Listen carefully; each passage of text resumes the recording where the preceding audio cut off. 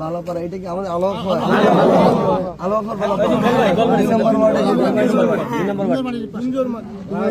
নামাজ পড়তে গেছিল নামাজের আগে? তোমার কাছে কি ছিল? ওই যে একটা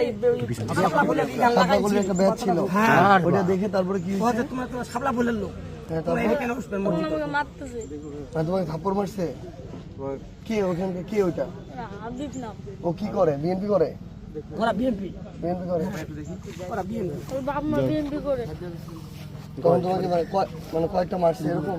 হ্যাঁ, কয়েকটা চোর দিয়েছি আর কি। আমি ছিলাম আটবাড়িতে, তখন আমার বউ সময় সময় টেউনোর বাসায় নিয়ে গেছিল। আজকে ওখানে টেউনো নাই, বন্ধ। আমি আর কি রাস্তায় লাগাই পাইছি, তখন আর কি বাড়ি আসলাম। ঘুরে আসে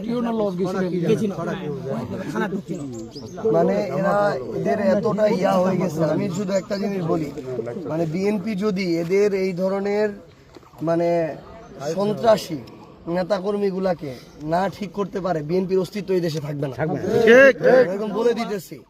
মানে একটা 10 বছরের বাচ্চা একটা শাপলাকলির প্রতীক ব্যাস নিয়ে ও হাঁটতেছে, এটার জন্য যদি ওর গায়ে হাত তুলতে পারে, তাহলে এদের ভবিষ্যৎ অন্ধকার। এগুলা ধীরে ধীরে এদের অবস্থা নাই হয়ে যাবে, এরা যদি এই শিক্ষাগুলো না নেয়।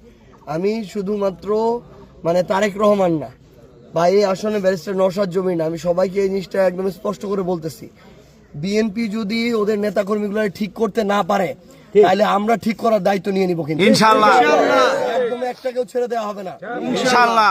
1,76,000 ভোট বিএনপি পাইছে, এই জোটও 1,68,000 ভোট পাইছে। 1,68,000 মানুষকে প্রতিপক্ষ বানায় কেউ যদি রাজনীতি করতে চায়, রাজনীতি করতে দেওয়া হবে না ইনশাআল্লাহ। একদম রাজনীতি ছুটা দেওয়া হবে বলে দিয়েছে। এবং এটাও স্পষ্ট করে বলে, এই যে 8,000 ভোটের পার্থক্য, এরকম 1000টা প্রমাণ আছে, এখানে মেকানিজম করা হয়েছে।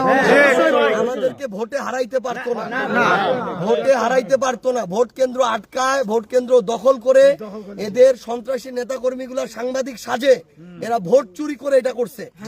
তারপরও আমরা একটা সুন্দর পরিবেশের জন্য আমরা মেনে নিয়ে শুভেচ্ছা জানায় পর্যন্ত আসছি। এইটুকু সৎ সাহস দেখাইছি, উদারতা দেখাইছি। এখন এরা যদি এই ধরনের সন্ত্রাসী কার্যক্রম করায়, একদম সবার নেতাগিরি ছুটে দেওয়া হবে ইনশাআল্লাহ। আগেকার রাজনীতি আর নাই যে কেউ একজন এমপি হইছে আর ক্ষমতায় গেছে দেখে তার পায়ের নিচে থাকবে আর সে মাথায় উঠে নাচবে। মাথায় উঠে গেলে একদম আছাড় দিয়ে ফেলে দেওয়া হবে। একদম সবাই আপনারা আপনাদের জায়গা থেকে পায়ে পাড়া দিয়ে আমরা কারোর সাথে লাগতে যাব না। কিন্তু এইরকম কার্যক্রম যদি করে, একটা 7-8-10 বছরের ছেলে একটা শাপলাকলির ইয়া নিয়ে ঘুরতেছে, ওকে ওরা পিটাইতে দ্বিধা করে না, ওকে ওরা থাপড়াইতেছে। মানে কত বড় নিকৃষ্ট হয়ে গেছে এরা। এবং আজকে পঞ্চগড়ে 1 আসনে এরকম 25-30টা